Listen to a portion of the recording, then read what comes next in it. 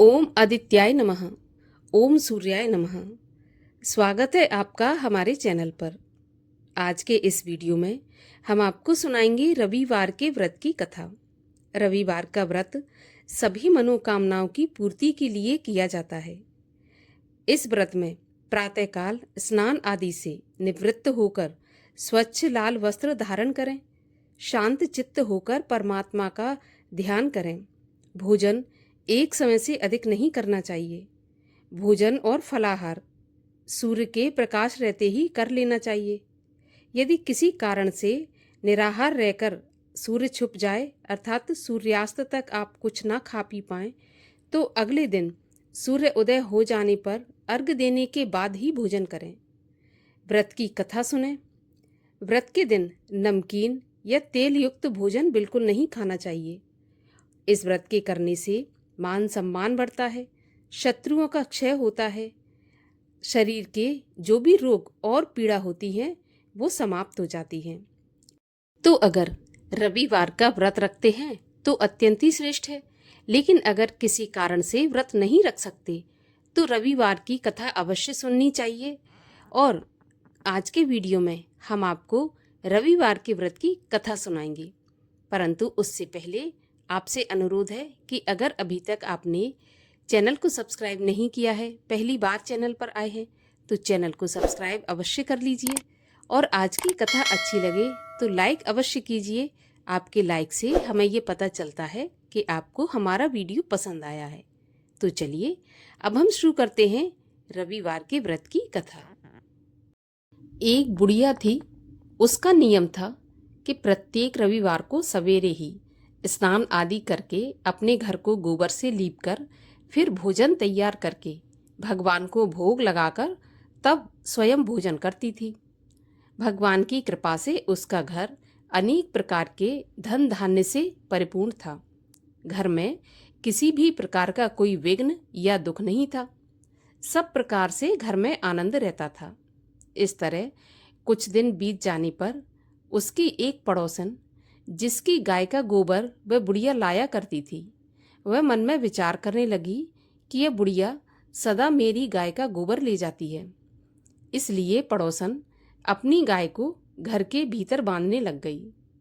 अब बुढ़िया को गोबर नहीं मिला और गोबर ना मिलने से रविवार के दिन अपने घर को बुढ़िया ना तो लीप सकी और ना ही भोजन बना सकी।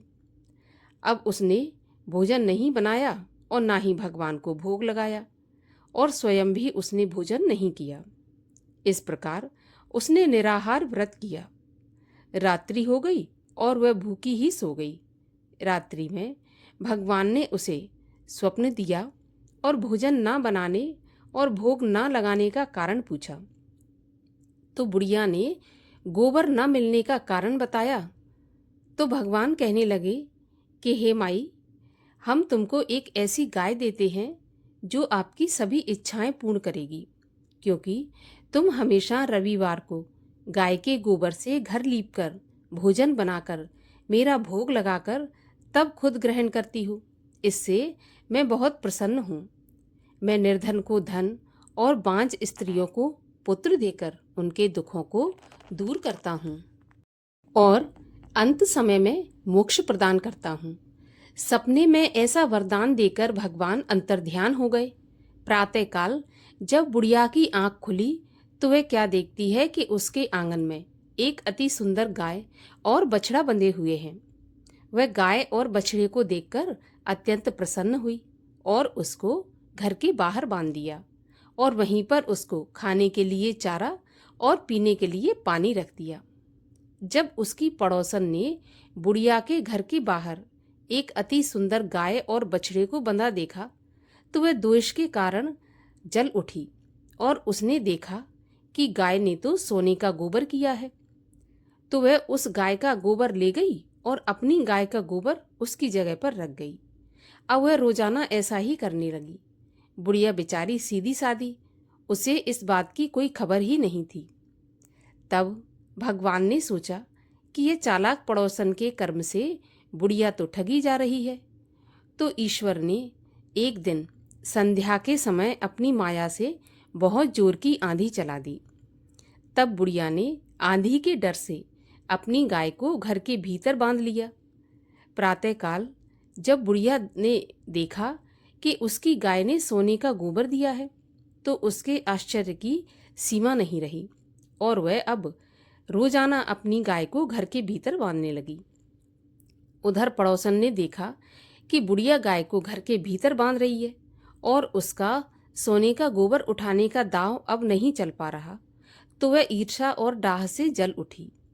और जब कुछ उपाय नहीं सूझा तो वह पड़ोसन उस देश के राजा की सभा में जाकर कहने लगी, महाराज, मेरे पड़ोस में एक बुढ़िया रहती है जिसके पास एक ऐसी गाय है जो रोज सोने का गोबर देती है।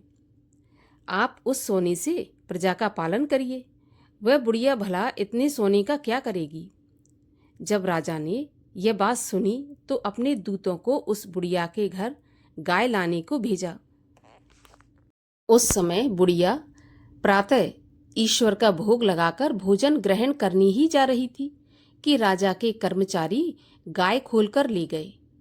वृद्धा काफी रोई चिल्लाई, किंतु कर्मचारियों ने एक नहीं सुनी। उस दिन बुढ़िया गाय के वियोग में भोजन नहीं खा सकी और रात भर रो रो कर ईश्वर से गाय को पुनः पाने के लिए प्रार्थना करती रही। उधर राजा गाय को देखकर बहुत प्रसन्न हुआ, लेकिन सुबह जैसे ही वह उठा तो सारा महल उसे गोबर से भरा दिखाई देने लगा। यह देखकर राजा घबरा गया और मन ही मन भगवान से प्रार्थना करने लगा। तब भगवान ने रात्रि में राजा को स्वप्न में कहा कि राजा, ये गाय बुढ़िया को लौटाने में ही तेरा भला है। उसके रविवार के व्रत से प्रसन्न होकर मैंने उसे ये गाय दी थी। सवेरा हुआ और राजा ने बुढ़िया को बुलाकर बहुत से धन के साथ साथ सम्मान के सहित गाय और बछड़ा लौटा दिया। उसकी पड़ोसन को बुलाकर उचित दंड दिया। इतना करने के बाद ही राजा के महल से सारी गंदगी दूर हो गई। उसी दिन से राजा ने नगरवासियों को आदेश दिया कि राज्य की समृद्धि तथा अपनी समस्त मनोकामनाओं की पूर्ति के लिए रविवार का व्रत रखा करो। व्रत करने से नगर के लोग सुखी जीवन व्यतीत करने लगे। कोई भी बीमारी तथा प्रकृति का प्रकोप उस नगर पर नहीं होता था और सारी प्रजा सुखपूर्वक रहने लगी। बोलिए सूर्य भगवान की जय।